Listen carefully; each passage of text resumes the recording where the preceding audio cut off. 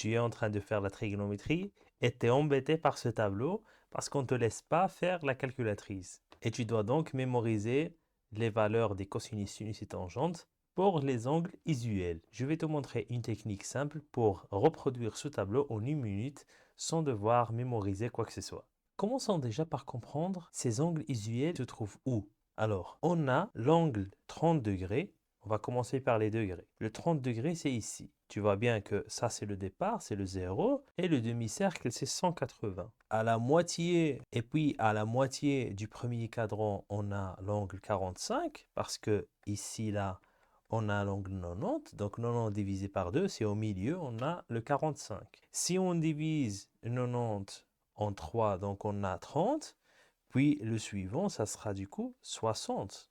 Donc c'est là où j'ai mes angles 0, 30, 45, 60. Alors, sans perdre du temps, on va remplir le tableau. Donc, tu commences toujours par écrire tes angles. Du coup, dans l'ordre 0, 30, 45, 60 et 90. Et là, tu écris sinus, cosinus, tangente. Donc, important de écrire ça dans cet ordre. Sinus d'abord, cosinus et tangente. Puis, les angles, c'est 0, 30, donc du plus petit au plus grand. Et tu dois quand même te rappeler que c'est ça, les angles usuels, non? Tu n'as qu'à tracer le cercle et tu essaies de te rappeler de quoi il s'agit. Alors, là, on commence à remplir. Donc, comment on remplit ça? Tu commences, tu écris 0, 1, 2, 3 et 4. Puis tu mets racine. Tu fais racine, racine, racine carrée, racine carrée, racine carrée. Et puis tu divises par 2. Tu divises par 2, divises par 2, divises par 2, divises par 2, et tu divises par 2. Et tu simplifies. Alors racine de 0, c'est 0. 0 divisé par 2, c'est 0. Ça veut dire cette première valeur-là, c'est 0. La suivante, racine de 1, c'est 1. Du coup, cette valeur-là, c'est 1 demi. La suivante, c'est racine de 2 sur 2, ça n'a rien à simplifier. Racine de 3 sur 2 non plus. Racine de 4 sur 2. Alors racine de 4, je sais que c'est 2. 2 divisé par 2, ça fait 1. Ça veut dire ici, j'ai 1. Voilà. Maintenant, pour remplir la ligne suivante, ça veut dire les valeurs de cosinus, je n'ai qu'à écrire ces mêmes valeurs, mais je fais l'effet miroir. Ça veut dire le 1, je l'écris au début. Racine de 3 sur 2 après. Racine de 2 sur 2, du coup, ça reste à sa place, puisque ça se trouve au milieu des 5 valeurs. Et puis j'écris 1 sur 2, et puis j'écris le 0. Maintenant, pour trouver la tangente, je n'ai qu'à faire sinus divisé par cosinus. Ça veut dire, pour la première valeur, je fais 0 sur 1. Donc ça me donne 0. Je fais après 1 demi divisé par racine de 3 sur 2. Et ça, bien sûr, tu sais faire les calculs des fractions, non? 1 demi fois 2 sur racine de 3.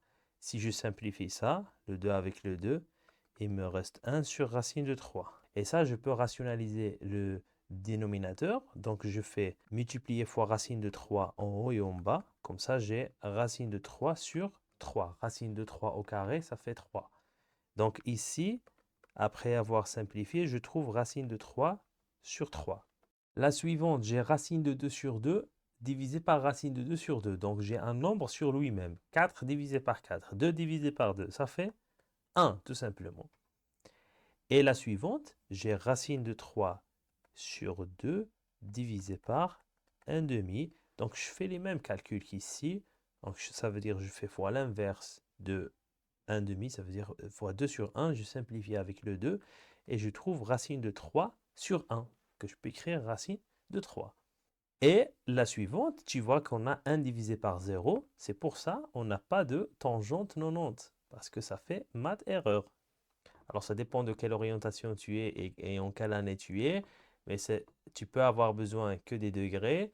Donc, ça sera tout pour toi dans cette vidéo. Et si tu as besoin encore des radians, reste avec moi. On va refaire le tableau encore une fois, mais cette fois-ci avec les radians.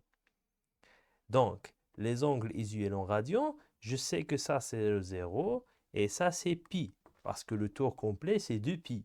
Donc, le demi-cercle c'est pi. Alors, donc au milieu c'est pi sur 2. Parce que je divise pi sur 2. Et pi sur 2, si je le divise encore en 2, c'est-à-dire si je cherche le milieu, ici, ça veut dire que j'aurai le pi sur 4. Maintenant, si je divise mon pi, ça veut dire le demi-cercle, en 3 morceaux. Ça veut dire si je fais comme ça, oublie le trait de pi sur 4, tu vois qu'on a bien 3 morceaux. Ça veut dire que ça, c'est pi sur 3. Et si maintenant je divise le demi-cercle en 6 morceaux, ça veut dire si je fais ce trait-là, d'accord? Donc, oublie encore le trait du pi sur 4, tu vois bien qu'on a 6 morceaux. Ça veut dire le pi divisé sur 6, donc il se trouve ici. Ce morceau-là, c'est le pi sur 6. Donc, c'est ça l'angle pi sur 6. C'est ça les angles usuels en radian. Donc, 0, pi sur 6, pi sur 4, pi sur 3 et pi sur 2. Alors ça, on va les écrire dans le tableau comme avant. Donc, 0, pi sur 6, pi sur 4, pi sur 3 et puis pi sur 2. J'écris aussi sinus, cosinus, tangente. Et j'écris maintenant, tu le sais, 0, 1, 2, 3 et 4. C'est le même tableau, hein? C'est juste que maintenant les angles c'est en radian. Donc pour si tu travailles en radian. Donc 0, 1, 2, 3, 4, je fais racine et je divise sur 2. Et je simplifie ce qu'il y a à simplifier. Donc racine de 0 sur 2, ça fait 0. 1 demi. Racine 2 sur 2, ça reste tel quel. Racine 3 sur 2, pareil. Et là, c'est 1. J'écris donc cosinus, donc on a dit effet miroir. Donc je commence par la fin du sinus. Donc 1, racine de 3 sur 2, racine de 2 sur 2, 1 demi et 0. Et puis je fais sinus divisé par cosinus, donc dans l'ordre, 0 divisé par 1, 0.